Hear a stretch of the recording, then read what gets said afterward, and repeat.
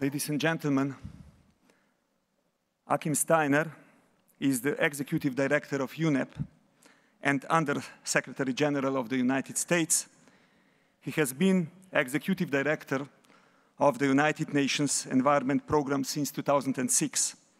And from 2009 to 2011, he was also Director General of the United Nations Office at Nairobi. Before joining UNEP, he served as Director General of the International Union for Conservation of Nature, IUCN, and prior to that, as Secretary General of the World Commission on Dams. His career has included assignments with governmental, non-governmental, and international organizations across the world, and he has worked both at grassroots level and at the highest levels of international policy making to address the interface between environmental sustainability, social equity, and economic development. We have met many times during the last years, and I consider him as a good and trustable friend now. But when I met him for the first time, and when I have heard him speaking, frankly, I was so impressed that I immediately started to question my own ability to perform any international job. Luckily, I quickly learned that he is an exception. Ladies and gentlemen, Achim Steiner. That was very naughty of you. Always a bad thing when you get introduced like this, because from here on, disappointment will reign. But thank you very much, János, first of all, for bringing us all together here in Brussels for what I consider to be one of the central debates that will dominate our view of development in economic, in social, but also environmental terms over the next 30 to 40 years.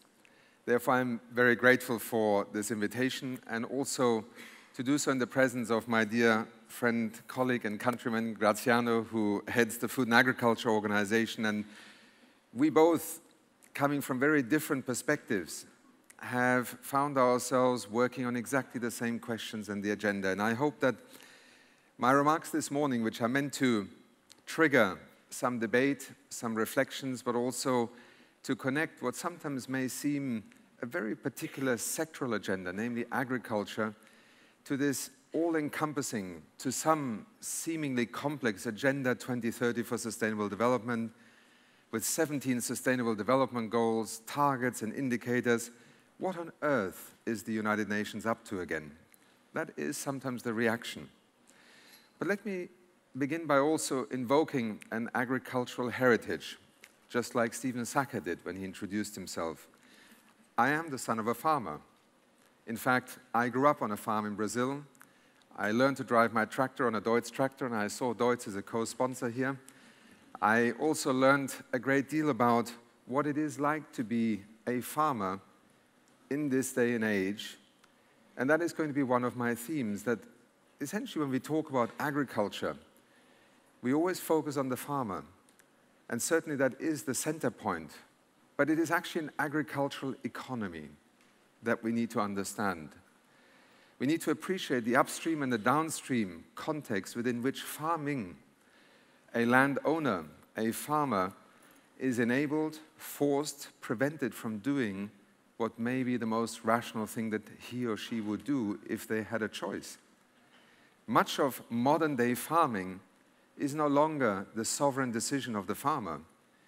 It is the outcome of a series of regulatory, economic, market forces, products that are being offered or withdrawn from the market. And in this complexity, a farmer has to continue to earn their livelihood.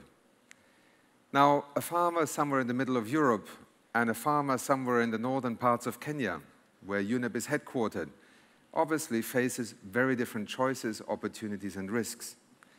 But part of my message this morning is that as we think about the future of agriculture, let us begin with the reality that is local. Let us accept that the context is national. But let us also recognize that increasingly a farmer somewhere in the northern parts of Kenya is as much going to be influenced in their decisions as a farmer in Europe is by what happens in that global agricultural economy. Secretary General Ban Ki-moon just pointed out to you that this 2030 agenda for sustainable development is effectively a declaration of interdependence. And this is going to be part of my main theme this morning, that when we look at the future of agriculture, I will begin by a hypothesis that some of you may share and some of you may think is overly dramatic. What happens to agriculture in the next 30 to 40 years will be unprecedented if we accept some of the premises and factual and empirical parameters within which we are operating today. The future of agriculture will in part determine on whether an Agenda 2030 for sustainable development for now 7 and soon 8, 9, possibly 10 billion people by 2050, that's only a few decades from now, will be viable, or whether agriculture will become the greatest Achilles heel in actually enabling our societies to be able to make the transition towards a more sustainable development path, a more inclusive green economy, or as you say in Europe, a circular economy, or as China has now defined it, the move towards an ecological civilization. Let us remind ourselves that when we talk about agriculture today, first of all, we are talking about the farmer and all those who make their living from that agricultural economy. It is about a third of the world's economically active labor force that works in agriculture. Food, that daily need that we have, is something that makes each one of us on this planet dependent on this agricultural economy. But at the same time, at the beginning of the 21st century, the footprint of agriculture actually boggles the mind. It consumes 70% of the world's freshwater resources. We often think that it is the cities and industries that are the major consumer of that 3% of fresh water as part of the total hydrological resource that we have on this planet. No, it is actually agriculture, 70%. It also consumes 70% of the antibiotics, with all the implications that this has, which I will not go into right now, but you know them. It also, in some assessments, accounts for 70% of the loss of biodiversity on our planet today. And that figure is largely the product of the last 150 years, because the way that agriculture has evolved and its impact, cumulative and on a scale and also on an exponential curve, is unprecedented in terms of a global system of production. A third of the world's arable land has already been compromised or lost to erosion in the last 40 years, just as the number of people to be fed from that land doubled. And as land degradation and desertification are being made worse by climate change and poor management, we are continuously compromising our future capacity to feed the world. And then take a moment to think about this agricultural economy and essentially our societies that in one form or another rationalizes the loss of 1/3 or more of everything we produce in a year due to food loss and food wastage. And here, let me again acknowledge the extraordinary leadership role, Graziano, that you and the Food and Agriculture Organization have played in opening our eyes to this phenomenon. 1/3 of everything we produce, labor, inputs, machinery, transport to markets, packaging, the totality of our agricultural production, literally you can take 1/3 and take it out of the equation because it is never consumed. This is neither rational for an agricultural sector or an economy, nor is it rational from an overall macroeconomic point of view.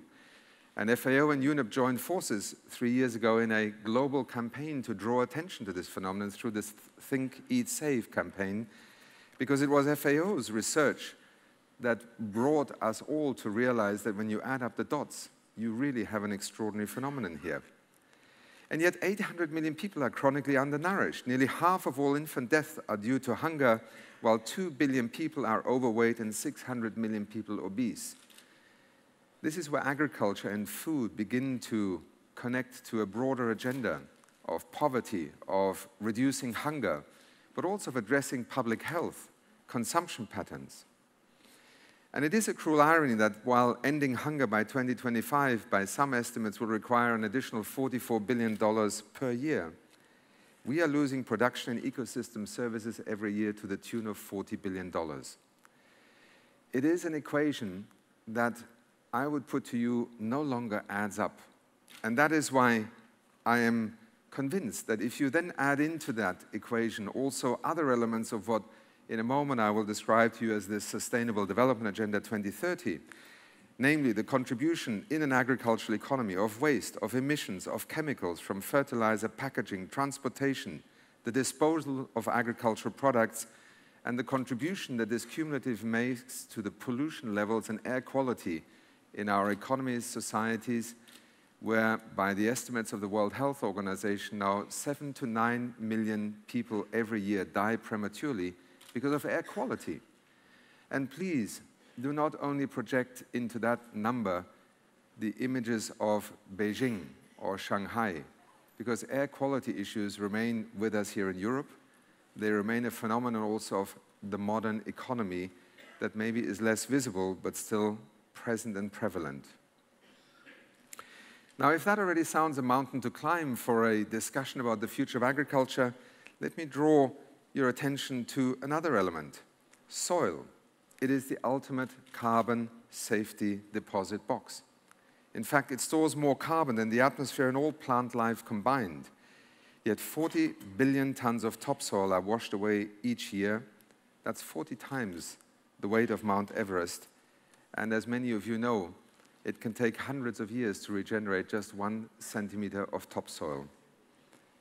The bottom line is that our agricultural economy, the system, the market, the incentives, the regulatory frameworks have increasingly driven farming, yes, into maximizing production, but not necessarily optimizing our agricultural production system, nor creating an economy for farmers that allows them to actually invest, maintain, and sustain the very foundation on which our food production system is premised, their livelihoods are built, and ultimately the future of agriculture has to be defined. What is our perspective on all of this? Well, first of all, to realize that just taking a few of these statistics I gave you just now, there is no question in my mind that the future of agriculture will have to be radically different. And not somewhere in the next century, but literally transforming itself in a period of decades. And the onus is not only on the farmer and not only on the landowner, but it is on the markets and the regulatory context and the true prices in terms of costs, but also in terms of payments to farmers that need to be rethought. And this is where the fate of agriculture, if I may put it in those terms, meets that Agenda 2030, the Sustainable Development Goals. A few of the statistics I gave you just now simply demonstrate how what happens on a piece of land is linked and determined and defined by many actions upstream. What happens to a ton of wheat or rice produced on a farm downstream equally is connected to many other issues in our economy. Our ability to accept complexity and not try to reduce problems of development, be they sectoral, such as agriculture or energy or health, but rather to embrace what the Agenda 2030 has set out to do, to say to us that in the 21st century, with 7 and soon 10 billion people having to share this planet, we need to accept that complexity is part of our challenge of managing resources, development, economies, and indeed the issue of food production, food security. But it is not only in the arable land context of agriculture that this issue arises. In fact, amongst you are many landowners who are custodians of forest cover, as the FAO would call it in terms of a global forest cover assessment. Few people realize that 3% of water that is available to us in terms of fresh water, and just if you look at what is actually physically usable by us, 0.3% of that is also a resource that will not only constrain agriculture in the future, because just in the last 50 years, our consumption of that very limited water resource has more than tripled. It will also increasingly accentuate the competition between agriculture and other uses. And for those of you who may be familiar with the Murray-Darling Basin in Australia, where farmers today can earn more by trading their water rights to cities downstream than to use that water to grow food and cereals on their land, will realize that the outlook for this future of agriculture in terms of a competition over water is going to be one of the most pronounced shocks that we will have to face. UNEP yesterday, under the leadership, in fact, of Janusz Potocznik and Ashok Khosla, released another International Resource Panel report on the decoupling of water consumption from economic growth. Because unbeknownst to many, we already live in an age now where roughly a third of the world's population is living under water-stressed conditions. That figure is expected to rise to 40% of the world's population by 2025. And water-stressed conditions essentially means a country, an economy, a government not being able to guarantee adequate water supplies throughout an annual cycle to its population. Now, on a day like yesterday in Europe, you might say water is not our problem. But actually, even if water scarcity in itself may not be a central problem, the factor water is also one that is extremely relevant to agriculture in Europe, and particularly as you move south. And as many of you know, very often in springtime now, even in Central and Northern Europe, farmers have to begin to irrigate their fields. So water and the relationship to forests, which in turn are estimated to provide 75% of the usable water around the world, therefore become an integral part of that notion of landscape management.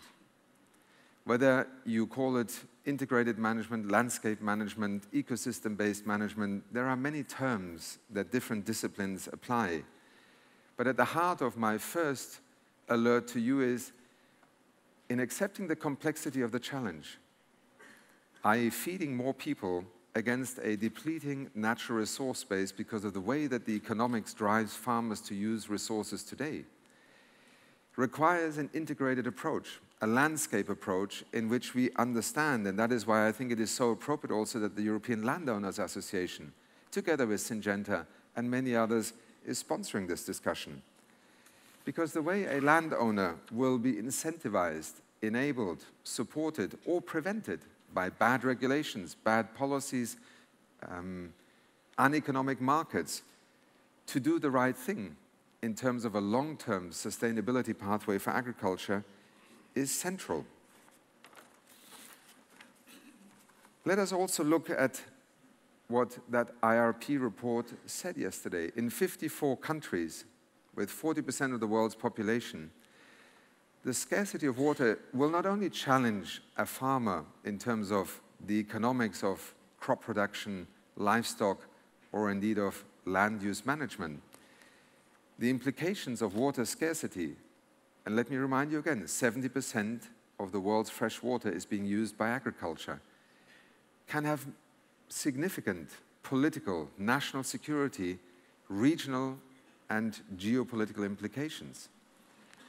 We are already confronted in many parts of the world with potential conflicts over water. The Nile Basin, the Indus Basin, Euphrates and Tigris. You can take many transboundary river basins today and begin to ask yourself the question, are we able to put in place, first of all, a political framework, but then secondly also an economic management framework that will allow us to produce more food with de facto less water being available, at least per ton produced. It is an extraordinary challenge in which we do need to accept that the landscape approach and an integrated approach to addressing the future of agriculture is absolutely essential if we don't want to oversimplify the challenge. Secondly, I think public institutions, particularly in the context of Europe, since we're meeting here in Brussels, need to lead by example. Europe is a region, and let me put it even more broadly, an idea that was not invented in Brussels, but in part was triggered, in fact, by the agricultural economy of Europe. The common agricultural policy, remarkably, still accounts for, I think, around 50% is the figure of the entire expenditure of the European Union. Now, if you want one piece of evidence of how central agriculture is to the future of our economies and our societies. And I put emphasis also on societies, because the number of people employed in agriculture in Europe today certainly wouldn't warrant that kind of budgetary allocation. But agriculture and food security and its role in landscape management and resource management clearly are either de facto or politically central to the idea of the European Union, even in the year 2016. Now, some may criticize that, but it is a fact of life. So what happens in terms of national and EU-wide regulatory initiatives that seek to provide a market but also an economic condition within which farming can both succeed from a livelihood point of view of a farming family or farm corporation, aligned with the objective of maintaining the ecological infrastructure that underpins ultimately Europe's economies. And here, let me just make a reference to experiments such as Natura 2000, but also directives on birds and other factors that have influenced the way that Europe manages sustainably or reverses the unsustainable practices is critical. But it goes further. National and European institutions can look at their own role in the market. Public procurement is a very significant enabler of sending signals into a marketplace for products, for greater sustainability and transparency.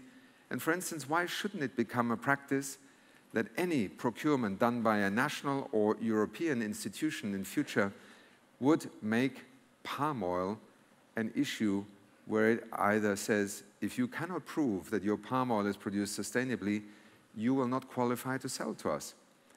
And let me remind you, sometimes public institutions are likely to be moving behind where the private sector is.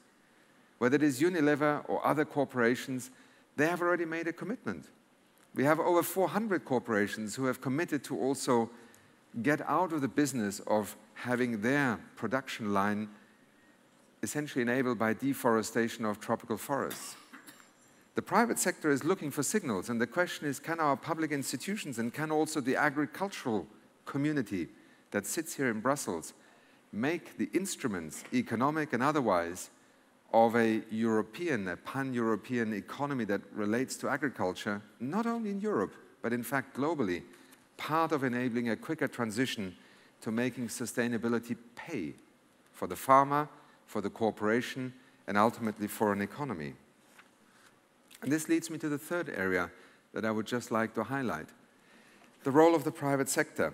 Now, in the minds of some, that means Syngenta, or the fertilizer companies, or the large agricultural seed companies. But let me take us back to the fact that a small farmer somewhere in Kenya or here in Europe is part of that private sector. Now, large corporations, large actors in the market are better able to influence public policy, are better able to generate economies of scale. But actually, the vast majority of those who still underpin the food security of the world today are not the large corporations. They are the small and medium-scale farming enterprises. They produce well over half of the world's food supplies. Can we make that definition, and therefore also an appreciation of the private sector, one that can be mutually reinforcing in terms of maintaining that production base, which is so fundamental to people's livelihoods, their ability to maintain their farming business, and at the same time take advantage of the economies of scale, the capacity to trigger new research and development, to develop new product lines, and also to allow us to look at this decoupling of agriculture from its 20th century footprint in a way that no small farmer could. I think it puts an enormous responsibility also on the leadership of the large corporations. And quite frankly, as you know, our agricultural economy on seeds, on inputs, on markets, is in fact now in the hands of just a dozen or 20-odd companies that dominate both the input and supply chain, but also the market to consumer delivery of much of the agricultural produce that is traded beyond the local market. So we're not talking about an impossible number of players, leaders, CEOs to be part of this. And we've seen that. I've had the privilege of participating in a number of sessions at the World Economic Forum where these issues have been also part of a conversation to rethink the future of agriculture. We need different answers, and I do believe that a forum such as this is critical to understanding that the onus on acting is not only in the regulatory domain, and the onus or critique or celebration of breakthroughs over the last 100 years is not only in the domain of agricultural scientists or agricultural corporations. Rethinking agriculture over the next 30 to 40 years may be as significant a challenge as what we have been trying to address in tackling climate change. And personally, I think climate change has now graduated to the point where actually tackling it is no longer a mysterious, just a very challenging proposition. Feeding a world of 10 billion people with exponentially growing consumer patterns of what the footprint of our consumption patterns will be is, to me, a very disconcerting prospect, because, let me be very frank with you, at the Green Week in Berlin 2 years ago, I addressed the private sector forum on agriculture. Maybe some of you in this room here were there. And I put some of these challenges to the leadership in that private sector community of agriculture. And I can tell you it was one of the most agitated discussions I've had in a long time. What we see from the perspective of the United Nations Food and Agriculture Organization, a United Nations Environment Program, a World Health Organization, and indeed the Sustainable Development Agenda perspective, is a world that is heading for serious trouble in terms of feeding the world in the future.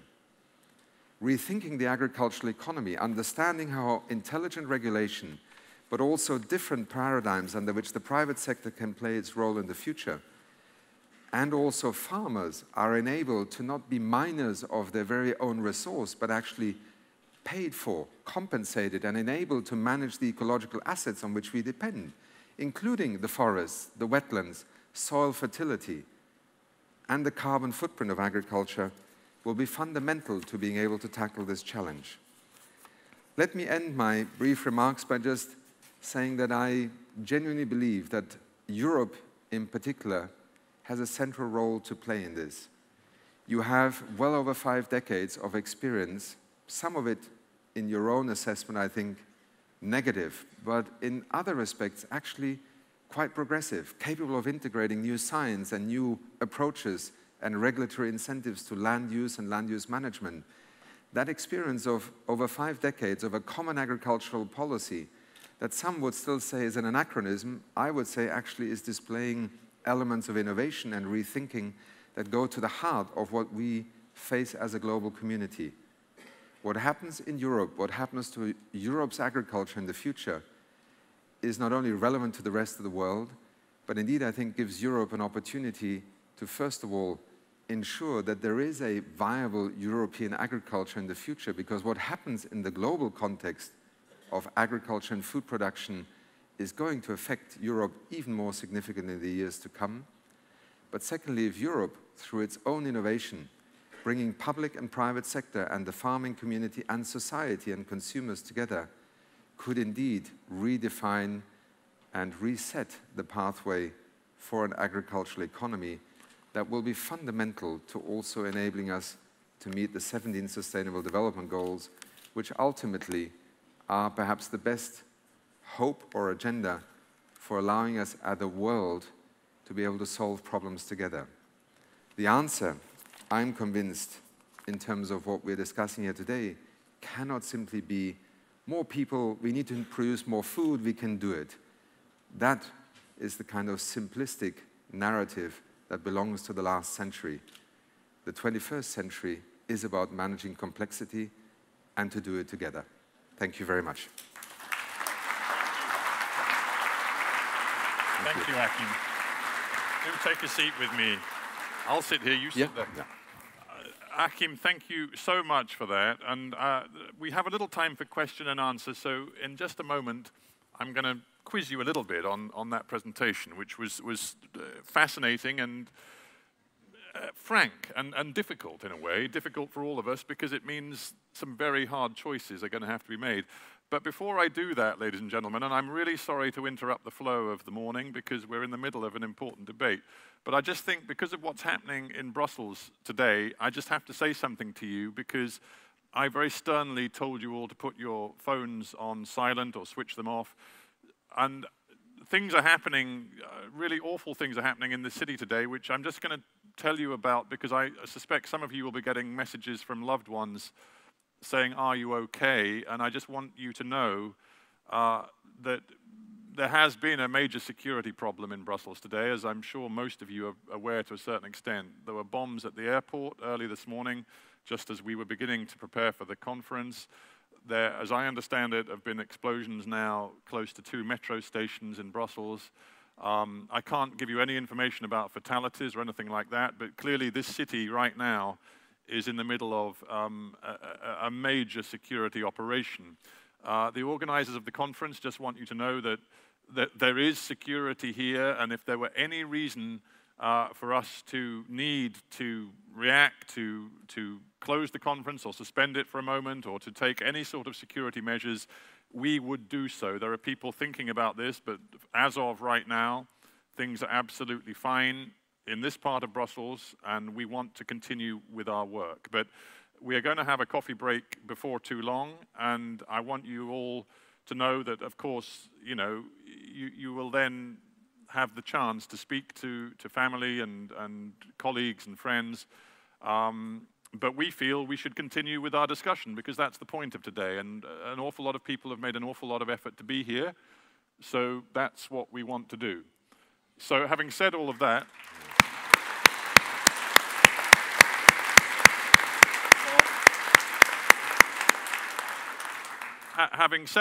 and let's not pretend this is easy, because it's not. It's upsetting, and it is just one indicator of the problems our world faces today, and we all think about it, and we all know about that. That's a security issue. It's a political and a terror issue. What Achim has been talking about this morning, and what we're going to chew over for the rest of the day, are the particular challenges facing agriculture. And Achim, I just want to pick up on what you laid out there, because, you know, I was making a few notes and thinking about what you were saying. One of your core messages was that agriculture has to transform itself now. You know, this is something about now, not something we can, in a sense, comfortably think about over the next 20, 30, 40 years. It's about now. So when you talk about all of the challenges facing the politicians, the regulators, the corporate interests, and the consumers, are you saying that we're not at a moment of evolution anymore? Something revolutionary is going to happen to the way we produce and consume food? Yes, in some respects, I do believe so. And, you know, let me just take you back to 2007, 2008, when literally overnight, our global food security system, the whole paradigm of free trade and comparative advantage, and that countries that are maybe land or water stressed should look at importing food, almost came to a point of collapse, because there were a number of countries, when food prices exploded at the time, that were actually closing their borders.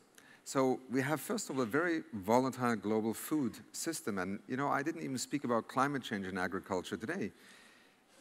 A global food market in which droughts and floods will become more prominent is so much more volatile today than it was even 20 years ago, both because of the globalized nature, but also these new disruptions. You suddenly get news about maybe the confluence of 2 events, a drought maybe in Kazakhstan and a flood maybe in the US. And overnight, you could have literally hundreds of millions of people being priced out of their basic food staple. This is how volatile it is. I believe that is just the economic perspective at the moment, and underneath it is a much more fundamental one. Now, revolutions usually imply chaos. I think part of what I was trying to allude to this morning is we will face disruption. The sooner we accept the disruption as being part of the future and begin to redesign an agricultural economy to enable evolution to happen, the less chaotic it will be. And so I would be careful about saying revolution. I mean, we have a green revolution that, you know, has an image of having changed the food security equation of the world. It did. Now, some are suggesting to us that we just need to wait for the next green revolution of the next 20 years. I'm saying to you, be careful if you simply count on science and technology to solve what I've just tried to describe as a very complex economic production system embedded in a larger set of geopolitical realities. You are, in a sense, playing lottery with the future. I think in a way you were quite kind to Europe in your presentation. You suggested that over the course of the last 50 years, you know, there have been problems with the way Europe has approached its agricultural system and the way it's sort of funded it and projected it into world markets. You could argue that the way Europe does its agricultural business is going to have to change massively if it is to be if it's to become part of a much more global, holistic approach to producing food. And I wonder what your, because most people here are going to be within the European agricultural system, what your message to them specifically would be. Again, forgive me for a very caricature-like set of descriptions this morning. There are many of you in this audience who would feel, I think, intellectually offended if I meant simply what I'm trying to postulate or posit here. But I think the brutal truth is that the first 20 to 30 years of the Common Agricultural Policy were not a moment of great pride for Europe. I mean, remember the mountains of milk and produce and dumping it in, the markets of the developing world, disruptions that we caused. I think we have evolved beyond that, and I think what we are seeing today, that's why I was saying I think there is an evolution in the Common Agricultural Policy, is to recognize the farming economy for what it is, central in so many more ways than just the production of grains or of livestock, but actually part of Europe's overall economic system. And within that, we now have, first of all, a recognition that maybe we should pay farmers not only for what they produce or don't produce in terms of the traditional agricultural equation, but they are landscape managers. They are actually managers of ecological assets from which we derive a whole series of ecosystem services, be it carbon capture and storage, be it clean water, clean air, be it recreational space, be it the floodplains and wetlands that allow us to manage extreme weather events much better if farmers become part of that risk management infrastructure. So I think a simple thought, compensate farmers for the services they provide to our societies and our economies rather than simply treating them as a production machine that either produces beef or chickens or eggs or grains. And then you start talking about an agricultural economy that will be far better aligned with the overall objectives that Europe has defined for itself. And just a thought about us all as consumers, not just people in the room who are producers. And this is a little bit chicken and egg because it's about supply and it's about demand. In our societies, in Europe and the rich world, we have become so used to a diet laden with protein and laden with foodstuffs which aren't necessary for us, but which we enjoy. And the habits that we've developed are now being aped in the rapidly developing economies, not least in China. And obviously, to a certain extent, I'm thinking mostly about meat. How much are we going to have to accept change and maybe forced change in the way we consume food and what we consume? Well, if Graziano was here now, I'm sure he would also nod, because as a person born in Brazil, I hate the idea that somebody's going to tell me I should not eat meat. And I apologize to all vegetarians and vegans, but no, it is my choice. Now, the question is, do you need to have somebody in Brussels tell me that I should not eat meat on Mondays and Wednesdays? Or do we together create an understanding that you don't need to eat meat 7 days a week? That as consumers, we can make a choice and actually say, look, we can halve our meat consumption and not be any worse off. But for that, it might help if, first of all, we don't... Well, in a way, it's not a question of whether we can halve our meat consumption. The question is whether we must. Does the word must come into play at some point soon? quite clearly the livestock economy in terms of its footprint is one of the major contributing factors to it. And you all know the balance sheets of how much water is needed to produce a kilo of meat and beef and so on. And if you look then at the prices on our shelves, they are absurd. This notion that cheap food is somehow an expression of economic success is actually one of the distorting factors. So price is one of them. If you factor the true cost of a kilo of meat or a kilo of chicken into the product, you would already change consumer behavior. But you know, people are voting with their feet. Look at how they're going for organic food markets. Look how many more are buying vegetarian dishes today. I think this is not a matter of the big central policeman. It is a matter of changing market preferences. And those are in part influenced by pricing and the true pricing of products. And also, quite frankly, a consumer choice.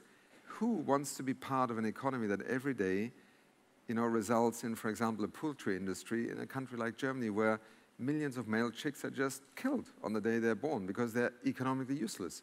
This is not a kind of food culture that a European society will buy into. So I think there is enormous potential for awareness, changing consumer choices, and thirdly, I think bringing in a pricing mechanism that is a more true reflection of the costs of different consumption choices.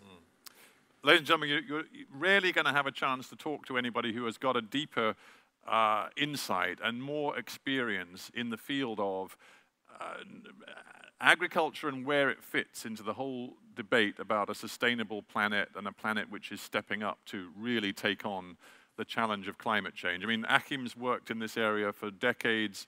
He's lived all around the world, and he lives and breathes this stuff. So we're almost out of time, but I think that I just want to at least give somebody, one lucky person, a chance. If you have a question or a thought that you'd like to put to Achim, now is the chance. Sir, you're waving your hand so frantically, I'm thinking that if I don't turn to you, you might explode. So let's hear from you. Have you got a microphone? Is there a microphone we can get to this gentleman over here, just so we can get one question from our audience? I may have jumped the gun here. Maybe microphones aren't available. I've got a very loud voice. Yeah, you've got my kind of voice. That's excellent. Go on. We can hear you. My name is Phil Malone from Access Agriculture in Nairobi. So, Jambo, habari. You were talking about the importance of businesses in northern Kenya. The smallholder farmer and her family, his family. How can those business people be helped to have a voice and do the right thing? Because in Kenya, they have no voice. In Europe, the farmers do have a voice. Thank you, sir. Thank you. Did everybody hear the question, by the way? Yeah? Pretty much. Good. Wonderful voice, sir. Well done. You see, I'm sure we have together been in village meetings where there is no microphone, so we learn to speak loudly. Thank you for your question. I think the voice of farmers is indeed something that we have neglected even in our international cooperation programs over the last few years. In fact, we are just on a rebound in terms of agriculture, having moved off some of the center stage of development, international development cooperation, and it is coming back now, partly because there are so many fundamental questions that are unanswered.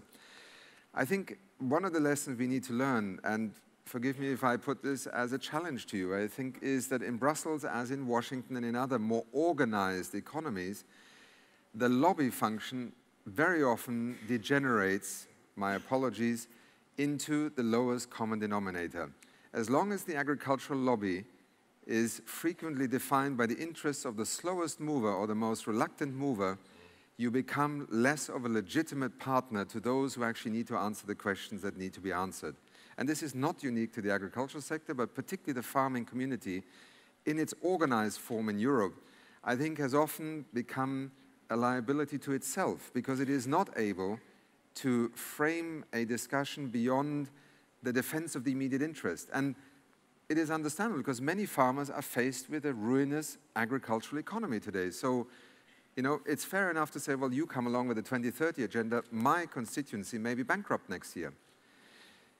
What do we learn from this? I think we all have a great deal to learn from the way in which policy discourse happens between a producer interest, and ultimately our institutions that are meant to ensure the common good in terms of a balanced approach towards regulating a sector, enabling an agricultural economy, and let's be honest, also thinking about the next generation, difficult as that may be.